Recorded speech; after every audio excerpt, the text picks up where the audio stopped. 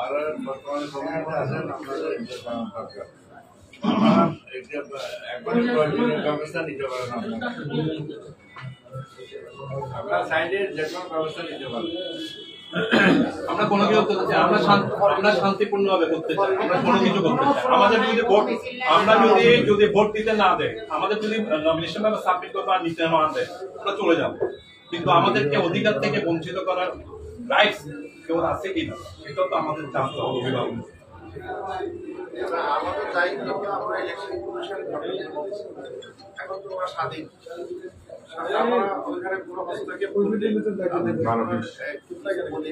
Guideline আছে, guideline অনুযায়ী তারা নির্বাচন করবে। এখন আপনাদেরকে দায়িত্ব দেয় নাই সেই ব্যাপারে তো আপনারা ইয়াতে দেখতে পারেন,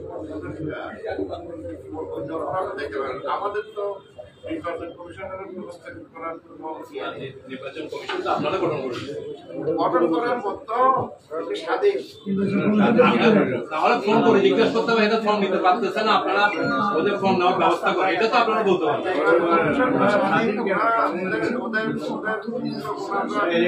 স্বাধীন নেই তো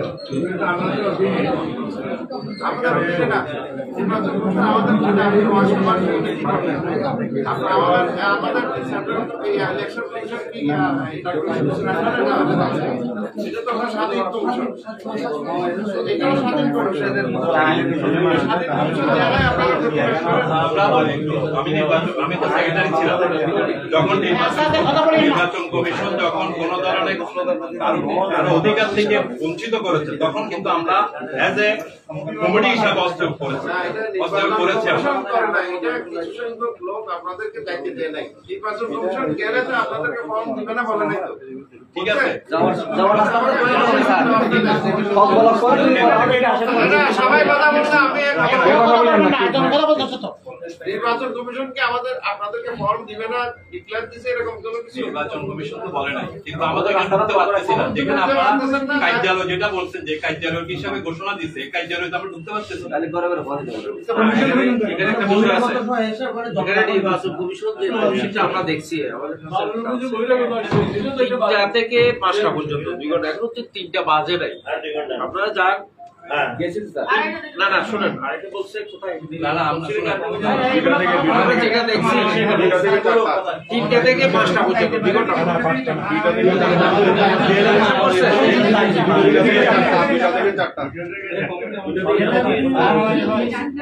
আমরা অনেকক্ষণ ছিলাম আমাদের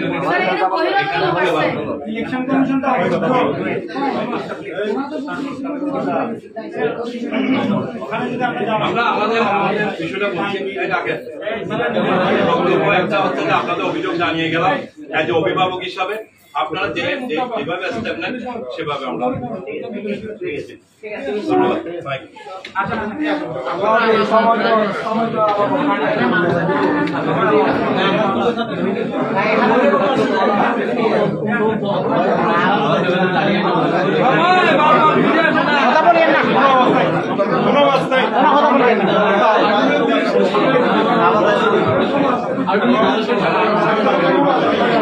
ঢুকতে দিচ্ছে না তো,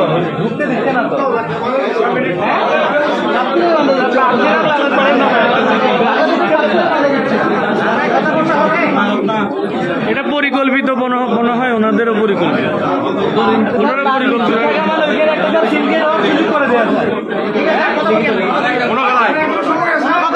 আমরা একটা লিখিত দিব।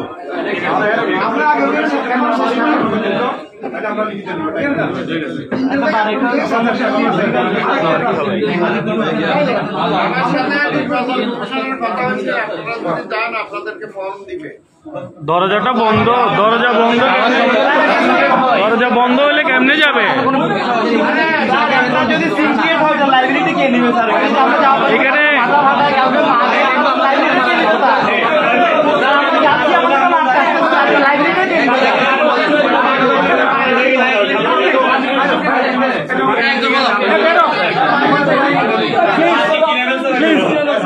প্লিজ কথা বলছে তো, জিএসআর কথা বলছো তো, আপনারা যান,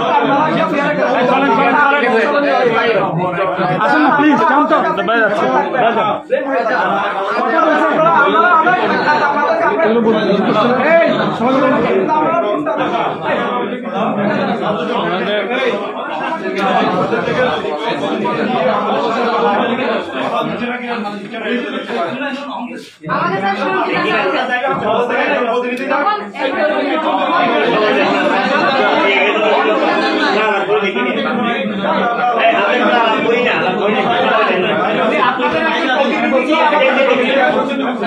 আমাকে স্যার এটা কিন্তু স্যার এটা